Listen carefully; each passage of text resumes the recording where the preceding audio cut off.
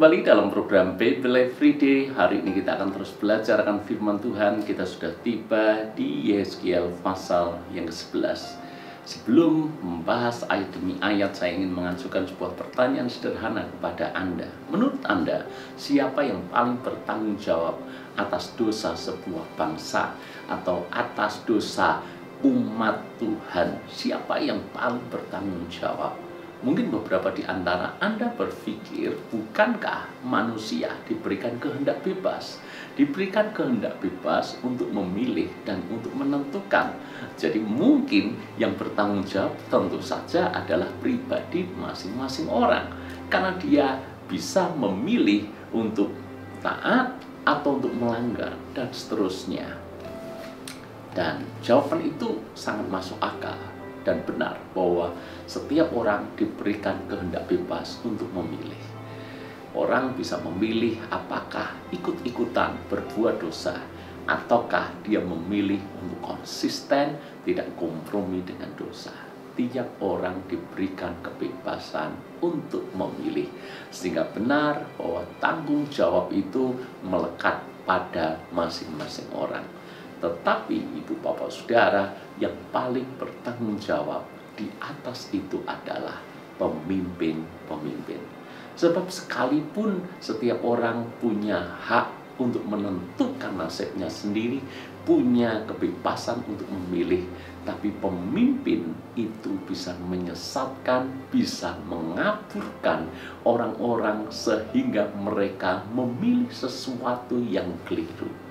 Karena itu, menurut pertanyaan yang tadi saya ajukan kepada Anda, maka pertama-tama pemimpinlah yang harus bertanggung jawab. Seperti halnya yang akan kita pelajari di Yeskiel pasal 11. Judul perikopnya saja menggambarkan itu, pemimpin-pemimpin Israel dihukum. Kenapa pemimpin-pemimpinnya lebih dulu? Karena pemimpin-pemimpin inilah yang secara tidak langsung menyeret dan menyesatkan umat Tuhan. Mari kita baca ayat yang pertama.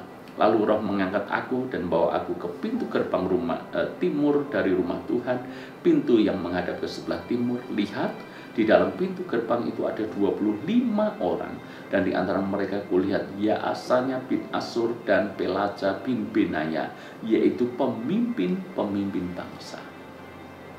Lanjut, firman-Nya kepadaku, hai anak manusia, inilah orang-orang yang merancang kedurjanaan dan menaburkan nasihat jahat di kota ini. Benar bahwa mereka memutuskan sendiri untuk berbuat jahat, tapi rupanya ada orang yang menaburkan nasihat jahat.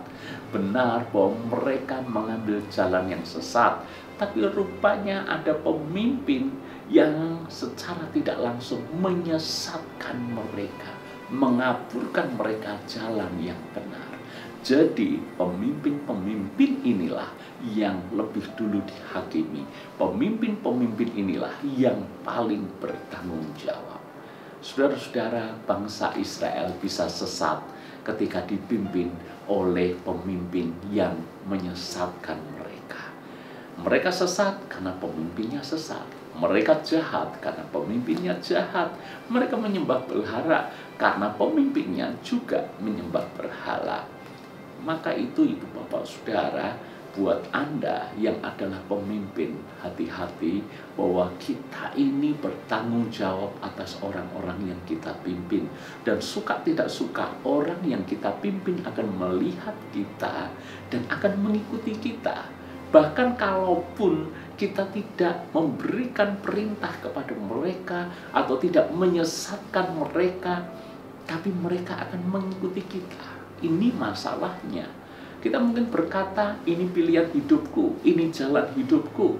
Tapi ketika kita mengambil jalan hidup yang sesat, sekalipun kita tidak mengajak mereka untuk melakukan kesesatan, tapi sedikit banyak itu akan berpengaruh kepada mereka.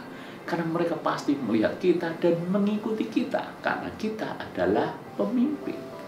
Itu sebabnya hati-hati buat kita yang adalah pemimpin. Jaga hidup kita benar. Perkatakanlah perkataan-perkataan yang benar. Berilah nasihat-nasihat yang benar. Berikan arahan-arahan yang benar.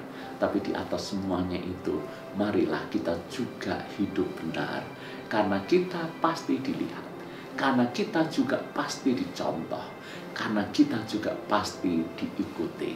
Jadi bayangkan, kalau tidak menaburkan kejahatan saja, orang mengikuti jalan kejahatan kita.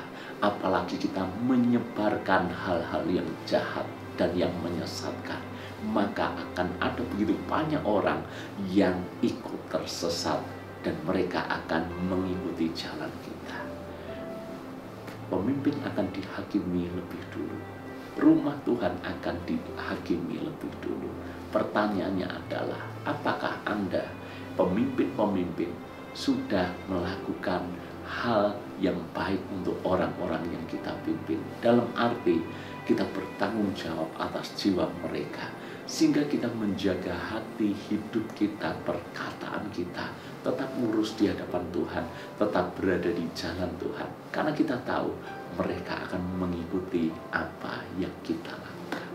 Tuhan berkati.